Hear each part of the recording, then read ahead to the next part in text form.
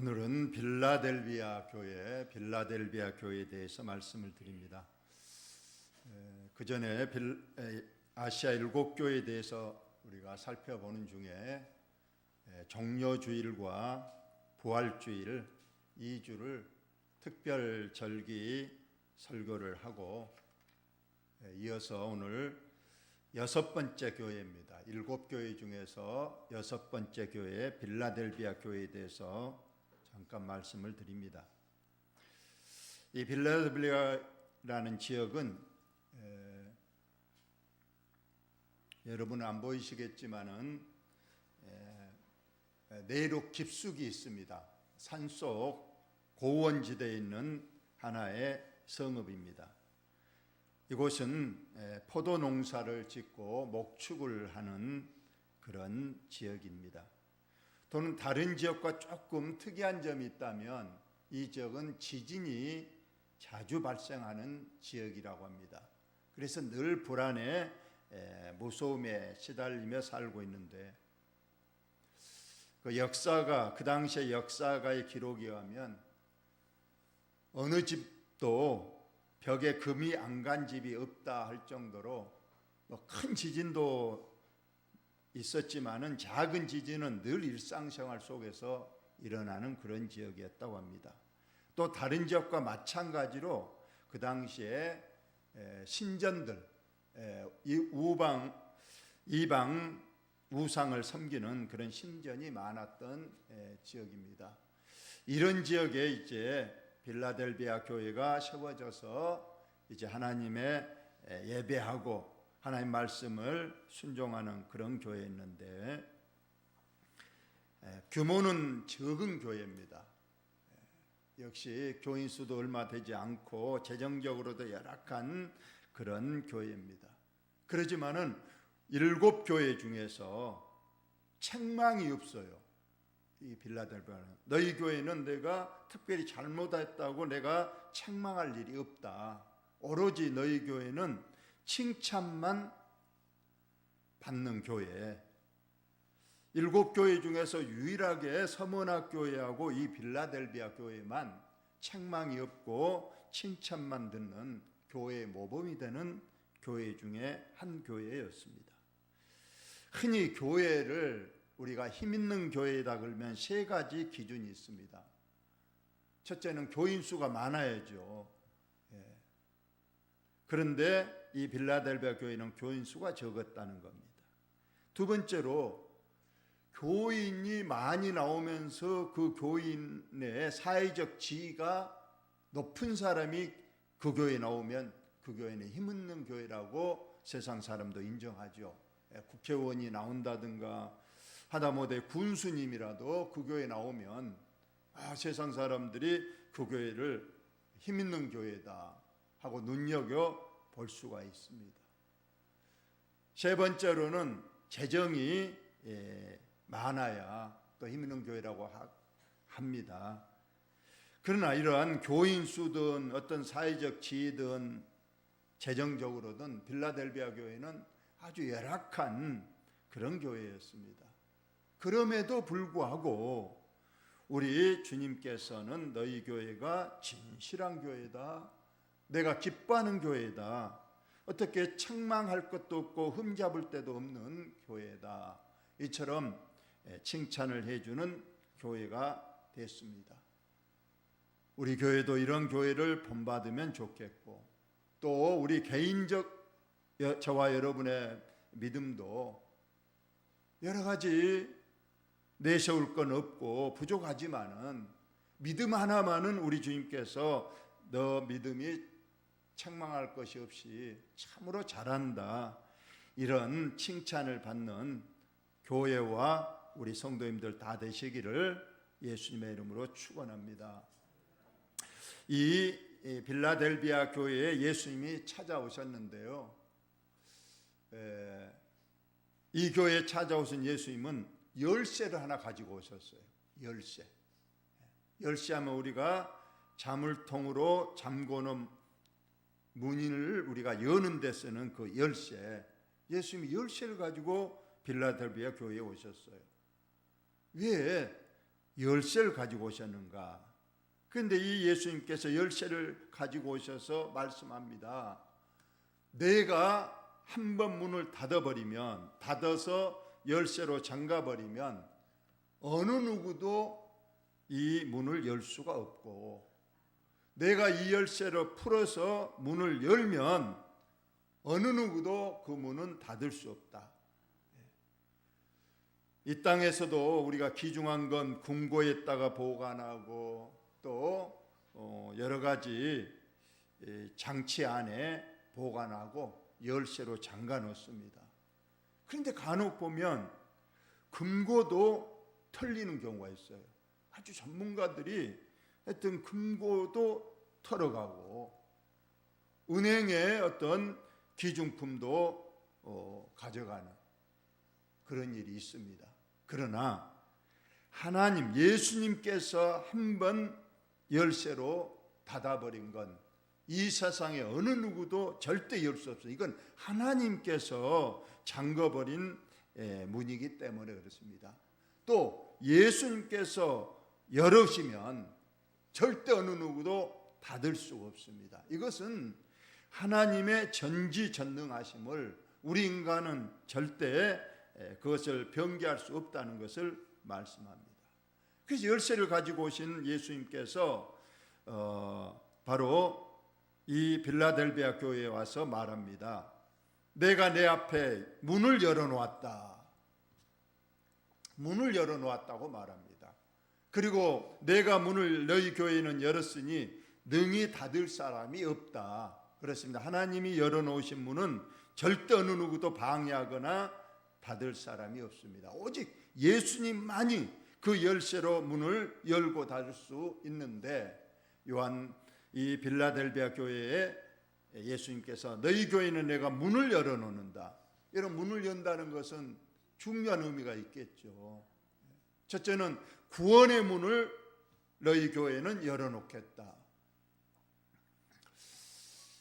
마태복음 16장에 우리 예수님께서 어느 날 제자들에게 너희는 나를 누구나 하느냐 물어봤을 때 베드로가 주는 그리스도시요 살아계신 하나님의 아들입니다 하고 고백했을 때 예수님께서 그 베드로의 고백을 아주 기뻐하시면서 너의 그 고백, 주는 그리스도시요 살아계신 하나님의 아들이심을 믿는 사람들이 모인 그 모임에 내가 교회를 세우고 그 교회에다가 천국 열쇠를 주겠다고 약속하셨습니다. 그래서 교회는 천국 열쇠를 가지고 있는 거예요. 우리가 그 말은 우리가 교회를 통하지 않고는 천국에 갈 수가 없다는 거예요.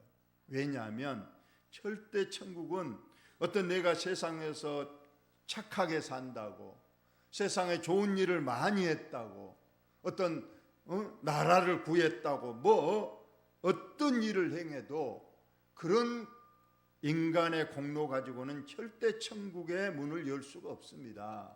오직 교회를 통해서 우리가 말씀을 받고 교회를 통해서 우리가 하나님의 말씀대로 순종하는 그런 교회의 생활을 통해서 우리가 천국에 갈 수 있는 믿음의 열쇠를 가진다는 것을 우리에게 말씀해 주고 있고, 절대로 예수님께서는 말씀하셨어요.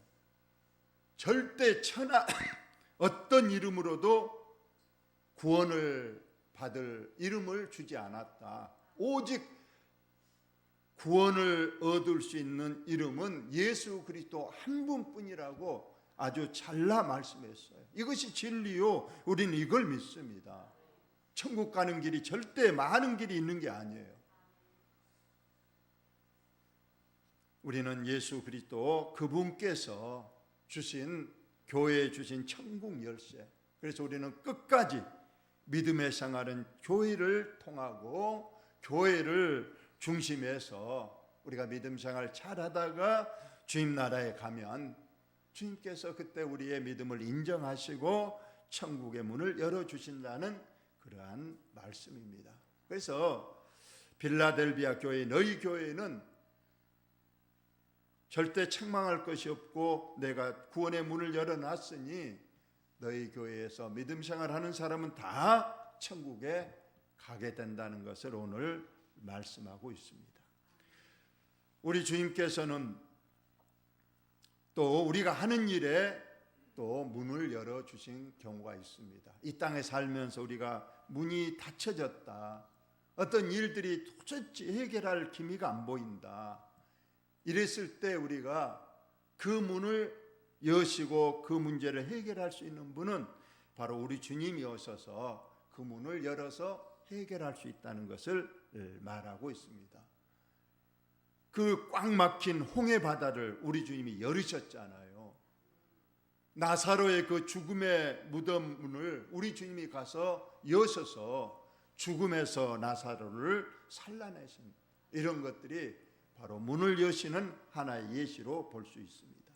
간절히 바라건대 우리 자녀 손들에게도 우리 주님께서 그들의 앞길을 문을 열어주시는 일이 있기를 바랍니다. 대학의 문도 열어주시기를 바라고, 취직의 문도 열어주시기를 바라고, 우리 자녀 손들의 좋은 믿음의 배우자를 주셔서 결혼의 문도 열어주시는 그런 축복의 문이 우리 교회에도, 저와 여러분에게도 늘 있으시기를 예수님의 이름으로 축원합니다. 우리 주님은 여실 수 있어요. 우리 인간은 힘듭니다. 우리 주님 앞에 맡기고, 우리 주님, 우리 자녀손들에게 문을 열어주세요.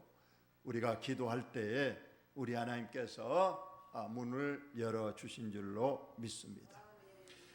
말씀하십니다. 내가 내 행위를 아노니 내가 작은 능력을 가지고도 내 말을 지키며 내 이름을 배반하지 아니하였도다. 우리 주님은 다 아신다고 그랬잖아요.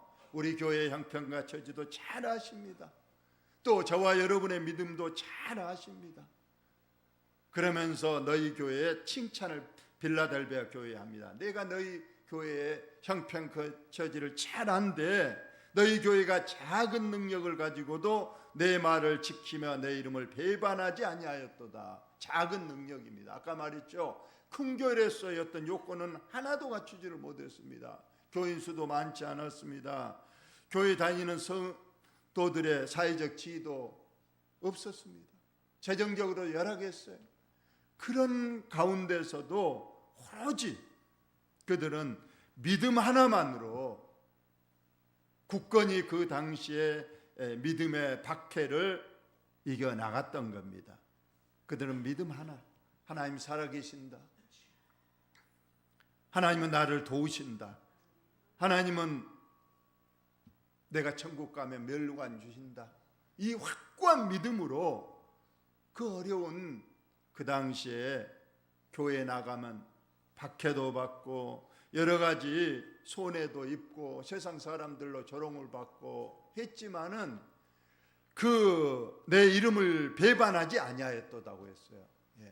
딱 한 번 신전에 가서 머리 숙이면 다 손해가 이익으로 바뀌고 나에게 좋은 일이 있는데도 불구하고 그들은 그걸 구차히 받지를 않았다고 했어요. 그건 예수님을 배반하는 일이 되기 때문에 나는 하나님 살아계시고 나를 도우시고 천국 가면 멸류관 주실 그분을 믿는데 내가 어찌 그분을 배반하고 신전에 가서 우상 앞에 절하고 신전에 어떤 우상의 제물을 먹고 그러겠느냐 하고 끝까지 그들은 예수님의 이름을 배반하지 아니하고 믿음을 지켰다고 했습니다. 가룟 유다는 예수님을 3년이나 따라다녔는데 막판에 예수님을 배반한 자가 되었습니다.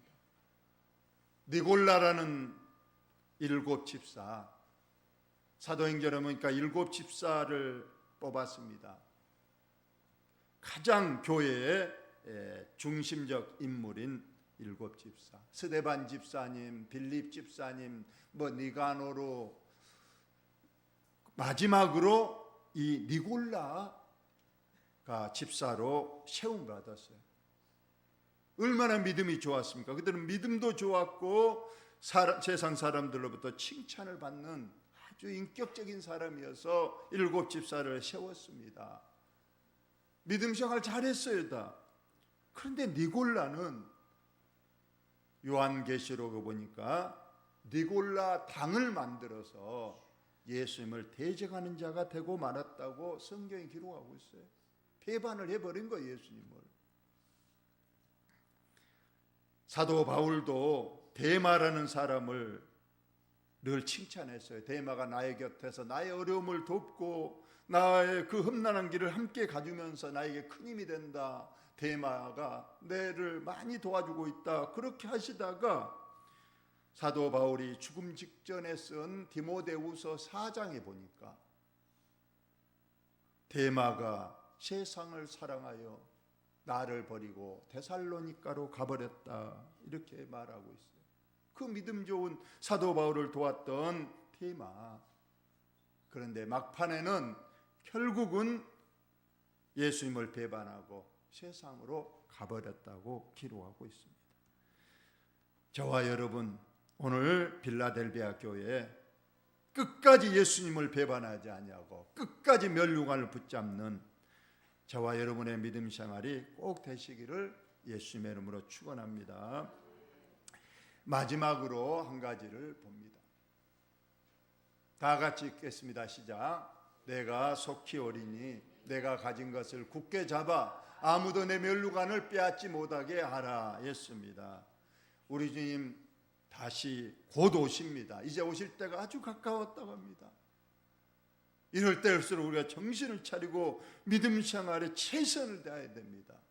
여러분, 학생들이 시험에 임박하면 임박할수록 더 열심히 하면 시험에서 좋은 평가를 얻을 수 있는 거예요. 과거에 어찌게 됐든 앞으로가 중요한 겁니다. 이제 주님이 곧 오신다고 했으니 이제 앞으로 우리가 믿음 생활 잘해야 되는데 내가 어떻게 하느냐에 따라서 하늘나라의 멸류관과 상이 달라진다고 했습니다. 우리 끝까지 믿음 생활에 최선을 다하시는 저와 여러분이 꼭 되셔야 될 줄로 믿습니다. 그래서 우리 주님께서 우리 나를 안으시고 천국에 가서 멸류관을 씌워주시면 이보다 더 큰 축복이 없을 줄 굳게 믿고 끝까지 교회 중심 믿음 생활에 최선을 다하고 주님께 영광을 돌리시는 여러분 모두가 되어서 하나님께 큰 축복받는 우리 교회와 저와 여러분 되시기를 예수님의 이름으로 축원을 드립니다.